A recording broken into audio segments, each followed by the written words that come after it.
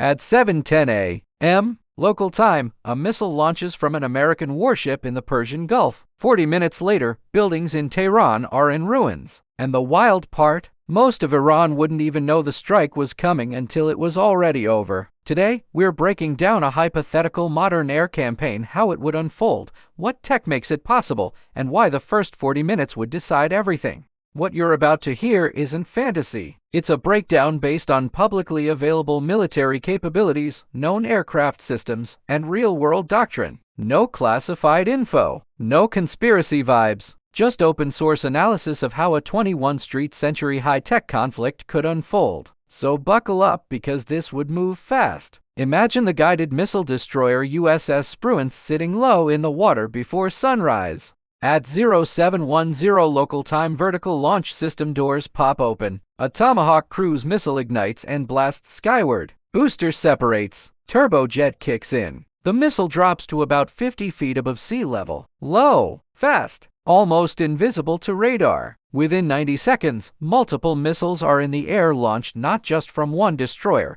but coordinated across a task group. This wouldn't just be a strike. It would be a synchronized network attack. Flight time, roughly 40–45 minutes to inland targets. That's 40 minutes where everything depends on whether Iran's radar sees them. Here's where it gets interesting. Before cruise missiles arrive, lower-cost drones would likely enter airspace first. Think small, slow unmanned systems similar in size to the Shad 136. Why? Because modern warfare isn't just about destruction. It's about economics. If a 35,000 drone forces $1 million interceptor missile to fire, that's a strategic win. Air defense crews face a brutal choice: fire and reveal your position, or hold fire and risk letting something lethal through. Every time radar systems like the Bava R373 activate, they emit signals. And modern stealth aircraft are built to listen. Flying beyond radar range, aircraft like the F-35 Lightning II would be gathering data. The F-35E's real superpower isn't speed, it's sensor fusion. Instead of pilots flipping between radar screens and infrared feeds, everything merges into one tactical picture. Imagine Google Maps,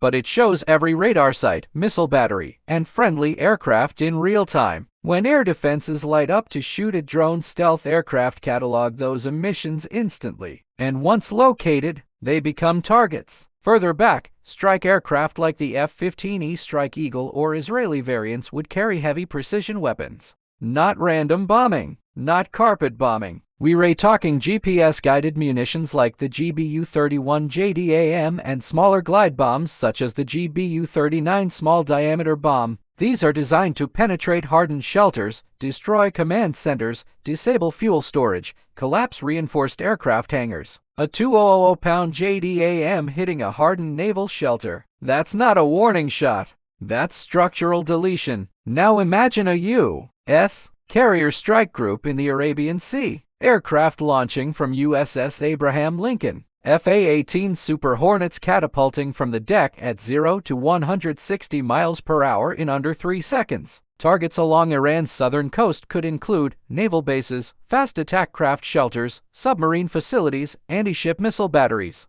Why focus there? Because control of the Strait of Hormuz is global economics. Disabling naval infrastructure early prevents escalation at sea. If Iran activates longer-range systems similar in role to the S-300, electronic warfare aircraft would step in. Enter the E-18G Growler. Its mission? Jam tracking radars, blind fire control systems, clear corridors for strike packages. And once a radar goes to full power, anti-radiation missiles lock onto that emission. From detection to impact can be under 90 seconds. That's the harsh reality of modern air defense. The moment you transmit, you expose yourself. High above it all, the F-22 Raptor would patrol. The F-22 isn't just a dogfighter. It's an airborne sensor node. With its advanced radar and passive detection systems, it can detect aircraft hundreds of miles away, track mobile missile launchers, relay coordinates to strike aircraft. If opposing fighters attempted to scramble, they'd likely be detected long before they could engage. Air superiority isn't flashy, it's quiet dominance. One of the hardest targets in any conflict, mobile ballistic missile launchers.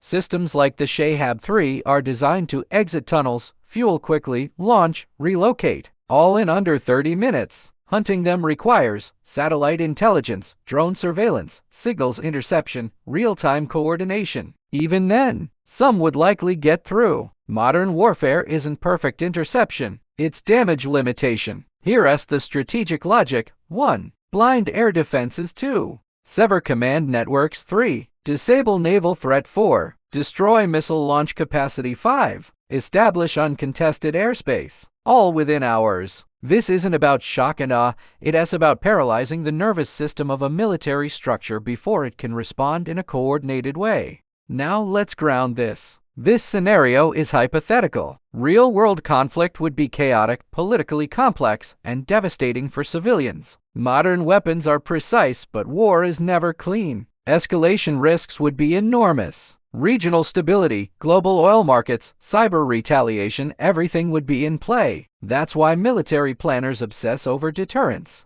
Because once something like this starts, there's no pause button. 40 minutes. That's all it could take for a nation's radar network, naval infrastructure, and missile forces to be systematically dismantled, at least temporarily. And the scariest part, most of it would happen before the average citizen even knew missiles were in the air. Modern warfare isn't loud at first. It's silent, networked, and brutally efficient. If you found this breakdown insightful, check out our next deep dive where we analyze how stealth aircraft changed global air combat forever. Drop a comment. Do you think air superiority still decides wars in 2026? Hit like if you want more strategic breakdowns, and I'll catch you in the next one.